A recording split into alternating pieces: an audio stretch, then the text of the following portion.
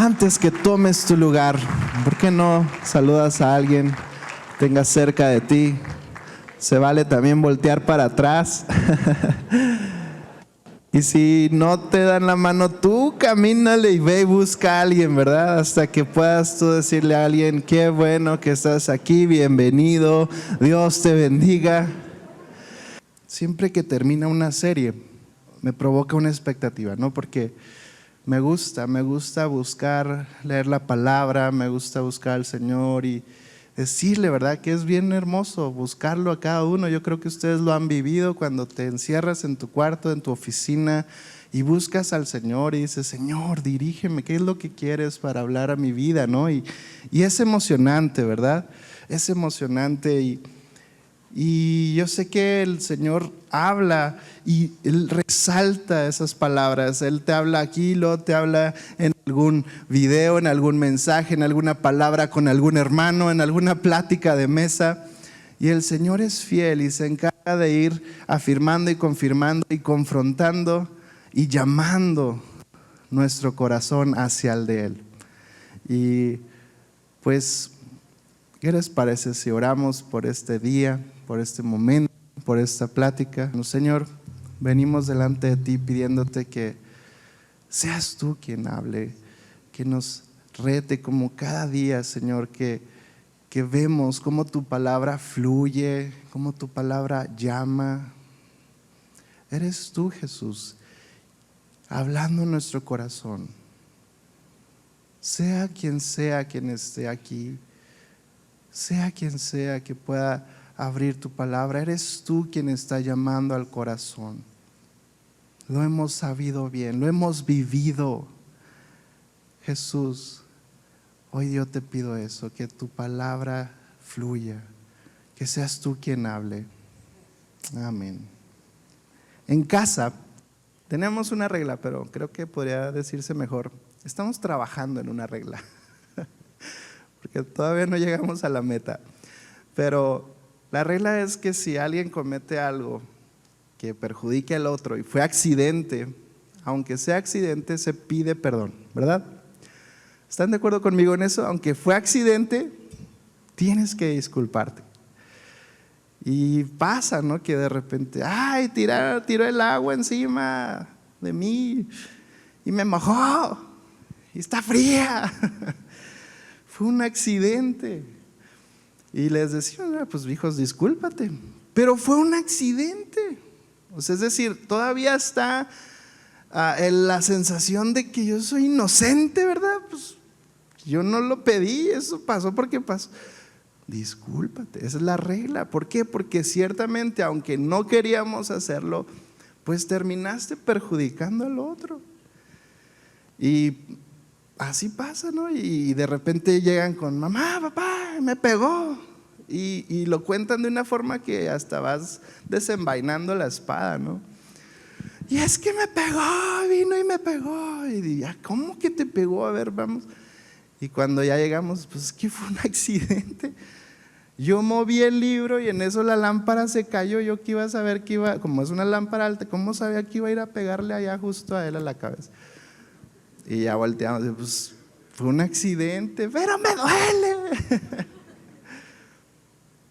Discúlpate, pero es que fue un accidente. Aún así, la regla es discúlpate, ¿no? ¿Por qué? Porque ciertamente acciones negativas, ¿verdad? Nuestras culpas, nuestros hechos, si lastimaron, necesitan ser disculpados. Pero podemos, creo, tener como una comprensión con esa persona cuando fue un accidente, ¿no? Les contaba la vez pasada que mi esposa reversió y chocó al vecino. Y pues mi esposa le pedía perdón, ¿no? Y el vecino bien amable: claro que sí, no pasa nada. Pues que así pasa, a todos nos pasa. Hay una comprensión bien bonita. ¿Por qué? Porque fue un accidente. Y comprendemos, y aunque hubo grave daño, aunque hubo alguien afectado, pues no duele tanto. ¿Por qué? Porque fue un accidente. Pero ¿qué pasa cuando fue con toda la intención. Caray, cambia todo el escenario. Creo que la regla, nos olvidamos de esa regla, ¿no? Y aunque sí merece disculparse, ya es como que discúlpate, pero ahora te voy a castigar y vas a ver y qué puedo hacer para que realmente pague lo que debe. No se vale, ¿verdad? ¿Por qué? Porque lo hizo con maldad, lo hizo sabiendo lo que hacía. Y eso nos indigna y eso nos duele. Y hay una historia en la Biblia que cada vez que la leo me asombra, y esto te hablo desde que la dábamos en la escuelita dominical, y es una historia que por lo general la usan en la escuela dominical. Me tocó múltiples veces dar la lección para los niños, y aun sin embargo es una historia que nos habla mucho como adultos. Y vamos a leer una historia de 4 capítulos.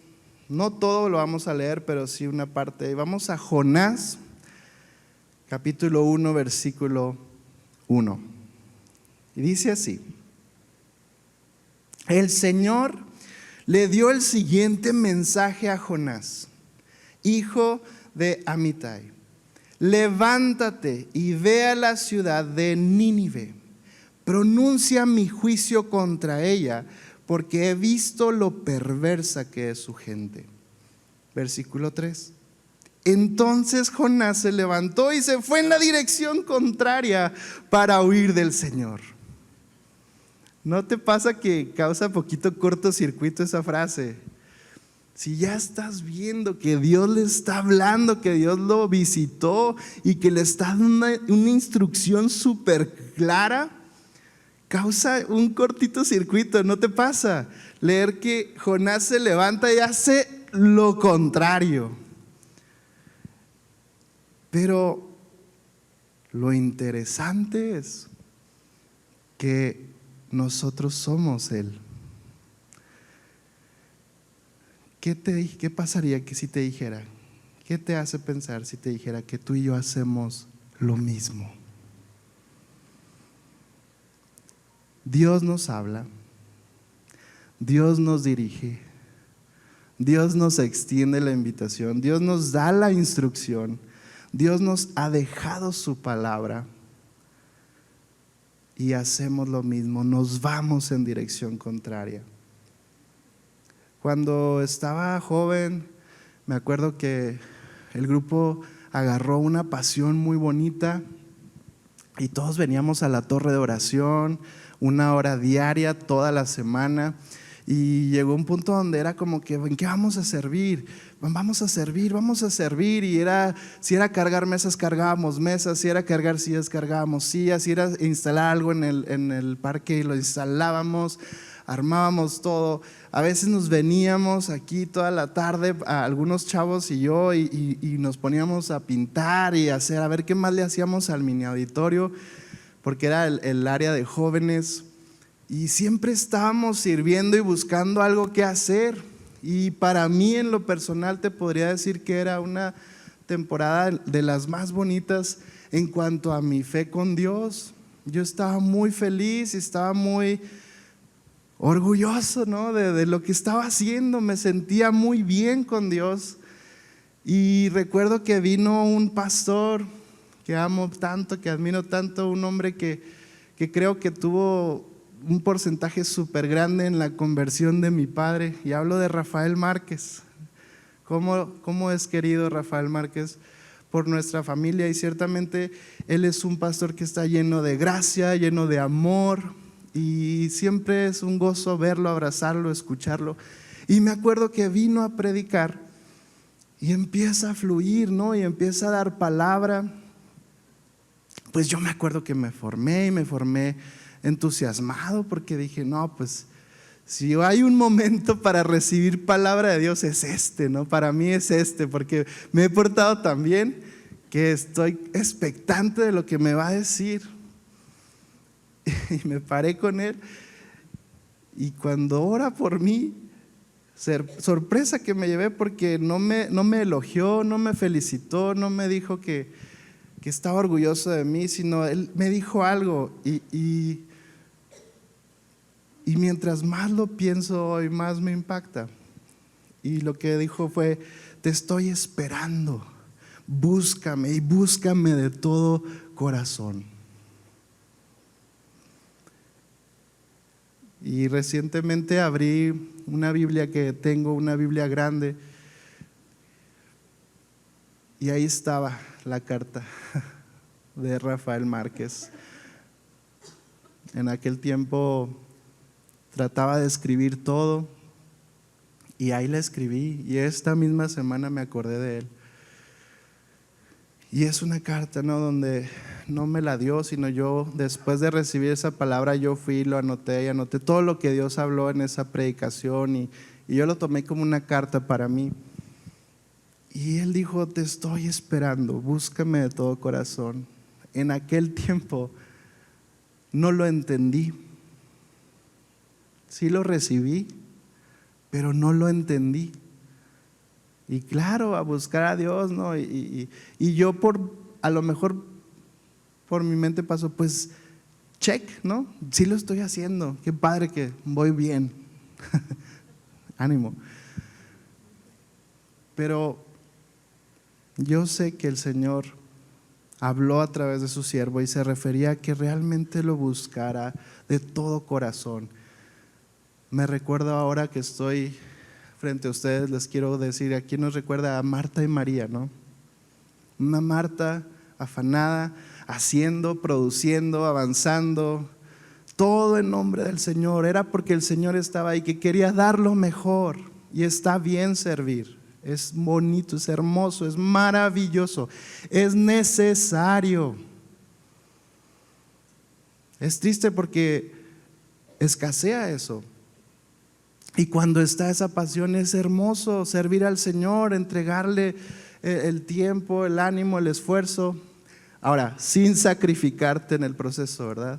A Dios no le gusta eso, pero sí le gusta que le rindamos lo mejor y que lo hagamos con todo el corazón. ¿Y qué pasa? Que vemos a una María que se sienta delante del Señor y dice Jesús: ella escogió la mejor parte. Y a veces hacemos lo opuesto de lo que Dios quiere. Y en Jonás 1, versículo 15, ya avanzada la historia, leemos sobre Jonás cómo él está escapando, está huyendo, sube a una embarcación y empieza a venir una tormenta, y los marineros, ¿verdad?, están como que ¿qué onda? ¿Alguien hizo algo? Esto parece un juicio divino.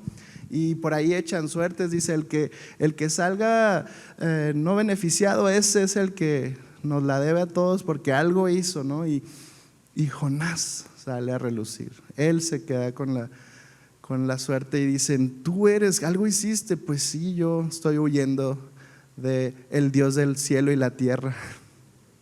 Pues eres tú. Y dice que lo echaron al mar. Fíjate, vamos a leerlo. Dice: entonces los marineros tomaron a Jonás y lo lanzaron al mar embravecido, y al instante se detuvo la tempestad.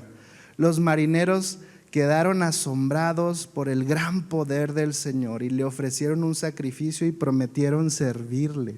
Fíjate, echaron a Jonás. ¿Por qué? Porque él era el salado, ¿no? Y ¿sabes qué llama mi atención? Que en nuestro camino hacia la dirección opuesta vamos viviendo cosas que de verdad son grandes señalamientos, son grandes letreros diciéndonos: hey, estás mal, chato, por ahí no es. Pero ¿qué creen? En vez de correr al Señor, ¿verdad?, seguimos en el corazón huyendo de Él. Cuando Jonás por fin entiende, cuando Jonás es tragado por el pez y sufre 3 días ahí y al final sale ahí, dice la palabra que él hizo un cántico y agradece al Señor, y es que tú, Señor, eres misericordioso, y bueno, bien hermoso, ¿no? Podríamos hacer una alabanza con lo que escribió Jonás. Pero luego, en el capítulo 3, fíjate, el Señor habló por segunda vez a Jonás: levántate y ve a la gran ciudad de Nínive y entrega el mensaje que te he dado. Versículo 3 dice: esta vez Jonás obedeció el mandato del Señor y fue a Nínive, una ciudad tan grande que tomaba 3 días recorrerla toda. El día que Jonás entró a la ciudad, proclamó a la multitud: dentro de 40 días Nínive será destruida. Entonces la gente de Nínive creyó el mensaje de Dios, y desde el más importante hasta el menos importante declararon ayuno y se vistieron de tela áspera en señal de remordimiento. Cuando el rey de Nínive oyó lo que Jonás decía, bajó de su trono y se quitó sus vestiduras reales, se vistió de tela áspera y se sentó sobre un montón de cenizas. Entonces el rey y sus nobles enviaron el siguiente decreto por toda la ciudad: nadie puede comer ni beber nada, ni siquiera los animales de las manadas o de los rebaños. Cierren los oxos. Tanto el pueblo como los animales tienen que vestirse de luto, y toda persona debe orar intensamente a Dios. Apártense de sus malos caminos y abandonar toda su violencia. ¿Quién sabe? Puede ser que todavía Dios cambie de parecer, contenga su ira feroz y no nos destruya. Y termina este capítulo diciendo: cuando Dios vio lo que habían hecho y cómo habían abandonado sus malos caminos, cambió de parecer y no llevó a cabo la destrucción con la que había amenazado, ¿verdad? Y aquí viene lo más interesante. Fíjate, Jonás capítulo 4, ya estamos terminando la historia de Jonás.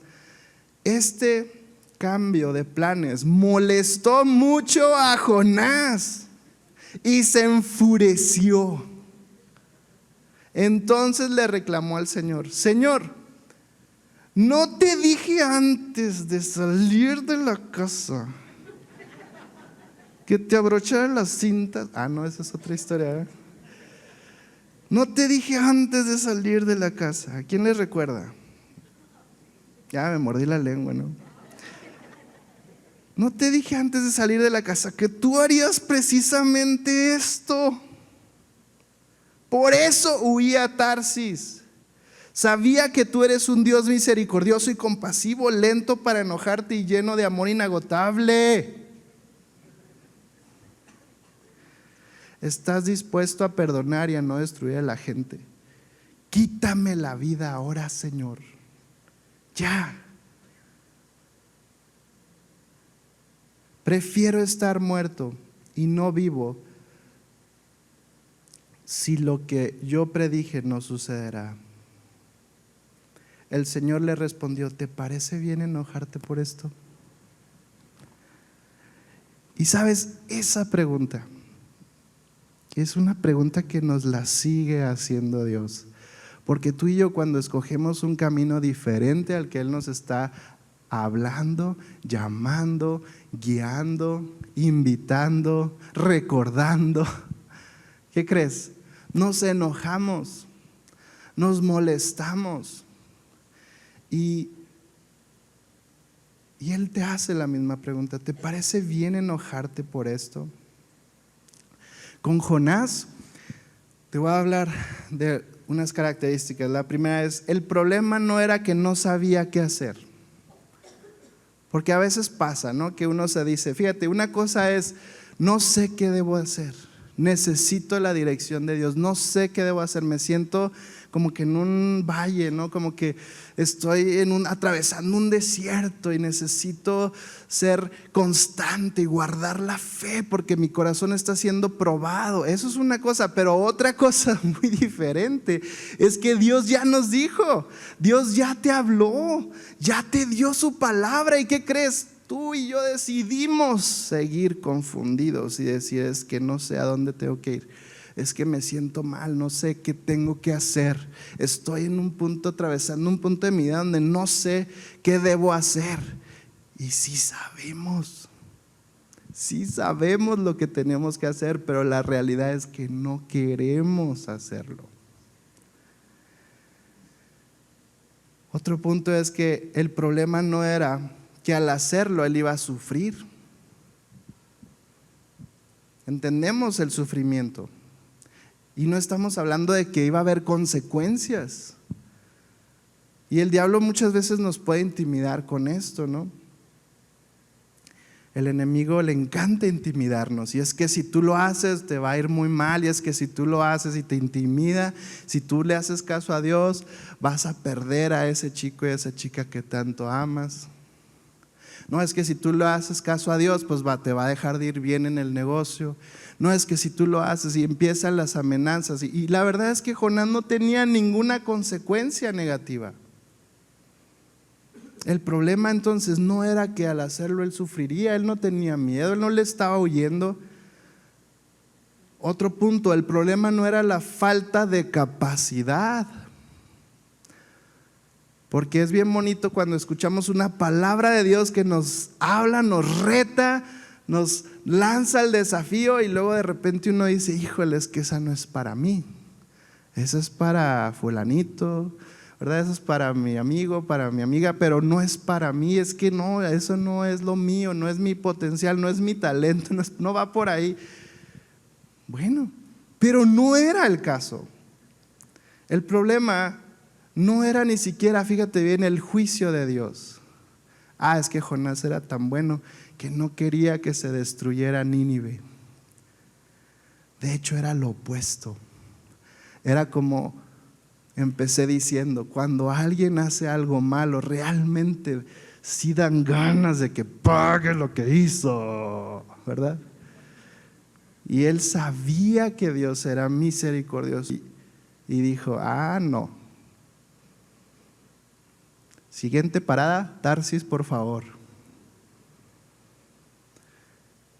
El problema de Jonás era que no le gustaba lo que Dios podía hacer, que Dios podía perdonar. Es impresionante cómo podemos llegar a caminar los mismos pasos de Jonás y llegar a experimentar una cierta rebeldía en nuestro corazón. Hay áreas en nuestra vida,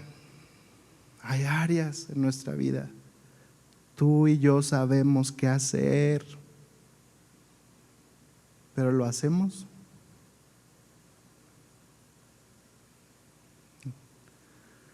Tú y yo ya sabemos qué hacer. Es más, a veces hasta fingimos que lo hacemos. Ya me voy a portar bien. No hay confusión, ya sabes qué hacer. Pero es que no sabes lo que sufrí, es que no sabes lo que duele. ¿Qué crees? Dios sí sabe, y sí, ya te dijo, y sí, tú también sabes que Él ya te dijo y ya sabes qué hacer. Dios nos habla, Dios nos llama vez tras vez, y Él es tan bueno, Él es tan paciente.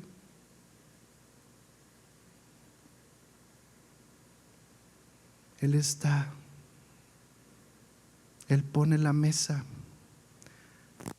prepara todo, y a veces no llegamos. Vuelve a preparar todo y Él pone la mesa, nos está esperando y no llegamos. Te comparto la palabra que Rafael Márquez dio: te estoy esperando, búscame de todo corazón. Hay áreas en nuestra vida que le tenemos que rendir ya. Ya sabemos qué hacer, pero es importante que reconozcamos que no hemos querido. Eso es muy diferente. Y cuando lo entendemos y cuando lo oramos así, algo grande, hermoso va a suceder. Entonces vas a ver a Dios obrar en tu vida, a pesar de lo que has perdido, a pesar de lo que te han quitado, a pesar de lo que has luchado y te ha costado y no has visto fruto y solamente ves otra tormenta que se quiere llevar el barco en el que vas. Créeme, cuando tú y yo hacemos caso al Señor, algo bueno viene a nuestra vida. Tú ya sabes lo que tienes que hacer. Dios nos está esperando. Dios está esperando. Y es importante que rindamos todo nuestro corazón.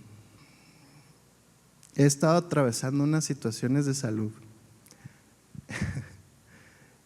Y incluso, no sé, como 3 domingos atrás les hablé de mi condición y que Dios me había confrontado. Y eso es una área, porque hay muchas otras áreas a lo mejor mucho más profundas, importantes. No quiero ofender, sé que algunos están pasando por algo a lo mejor muchísimo más difícil de lo que yo estoy diciendo, pero es muy similar. Estoy atravesando algo de salud y he estado orando y he estado creyendo en el Señor, pero Dios ya me habló y no he querido responder. Y sabes, me di cuenta que en mi falta de respuesta, lo que sucede en nuestro cerebro y en nuestro corazón es que dejas de orar efectivamente. Yo caí en cuenta que yo ya no oraba diciéndole: Señor, te pido por mi sanidad, Señor, te pido que tú sanes toda malestar. Yo declaro que voy a salir victorioso. Yo dejé de orar así. Y sí oraba y te entrego esta situación, Señor, te entrego esta situación. Pero tuve que caer en cuenta y decir: ¿sabes qué? Tú sabes lo que tienes que hacer y no lo haces. Y es por eso que ya ni siquiera oras pidiéndome algo. Porque dentro de mí yo siento que no soy digno de pedir eso. Porque yo ya sé lo que tengo que hacer y no lo hago.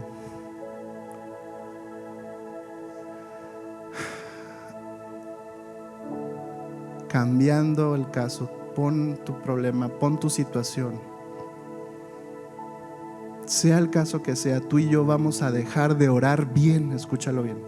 Vamos a dejar de orar como deberíamos de orar. Pero es que sí estoy orando, pero no como deberías. Ay, es que no puedo orar así porque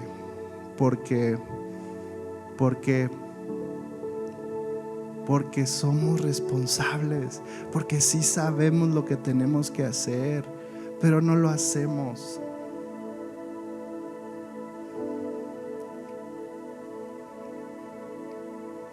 Y Dios llama,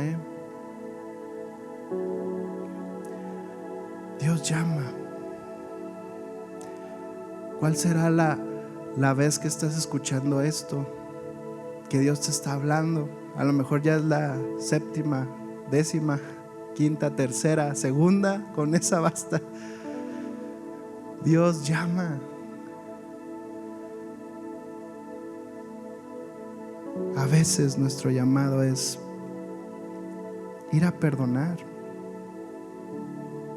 soltar eso, dejar de hablar mal de esa persona, ya enterrarlo, decirle: Dios, ya no quiero estar atorado con esto. A veces Dios nos llama a romper el silencio. No, es que ya perdoné y yo así, ya ni le hablo. Pues rompe el silencio, habla bendición, suelta eso. No, es que yo ya no voy al grupo porque hacen grupitos y no, ya no voy porque no.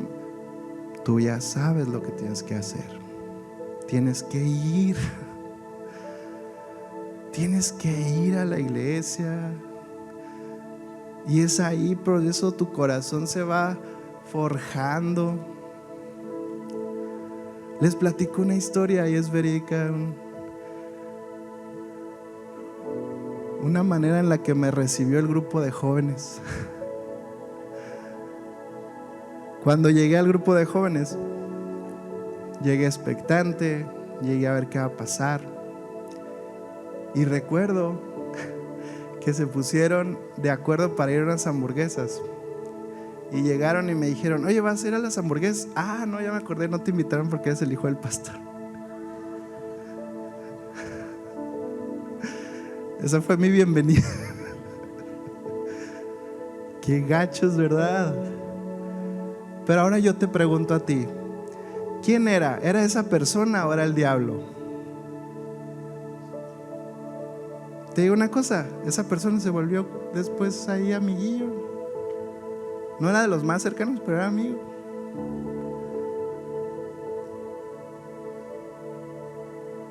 Tú ya sabes lo que tienes que hacer. ¿Cuántas veces se nos ha dicho la palabra? ¿Cuántas veces la has leído? ¿Cuántas veces hemos entendido, pero no hacemos lo que tenemos que hacer? Y llega un punto donde Jonás se va y se sienta y dice que se pone ahí debajo de una sombrita. Mira lo que hizo inteligencia artificial. Pueden poner la imagen. Puso así como una ramota así. No sé si fue así, pero sí nos da un cuadro muy completo de lo que pudo ser, ¿no? Y dice que creció una enramada. Estaba él debajo de la enramada. Dice que Dios la hizo florecer, que Dios la hizo crecer y empezó a ponerse frondosa y le dio sombra. Pero al mismo tiempo, ¿qué crees? Después Dios hizo crecer un gusano y el gusano se comió todo. Y dice que Jonás estaba ahí en el sol sin sombra. ¿Y qué crees? Volvió a desear la muerte. No, ya mejor mátenme, quítame la vida. Y este cuadro nos habla de algo bien hermoso. Nos habla de la gracia y de la paciencia y del amor que Dios nos tiene. Que aun cuando tú y yo renegamos, que aun cuando tú y yo no hacemos lo que tenemos que hacer, Él está ahí para darnos gracia y nos va a cubrir, nos va a cuidar. Y es, creo, lo más profundo, porque Él da gracia cuando no la merecemos. Pero escúchalo bien, esa gracia no es para que sigas caminando en dirección contraria. Por eso el gusano se carcomió todo, porque Él te da gracia, Él te ama y te tiene paciencia, nos tiene paciencia y va a estar cuidando de ti, de mí. Pero sabes que no es para siempre, es para que también tú y yo agarremos la onda y digamos: ¿sabes una cosa? Señor, estoy mal, cámbiame, renuévame.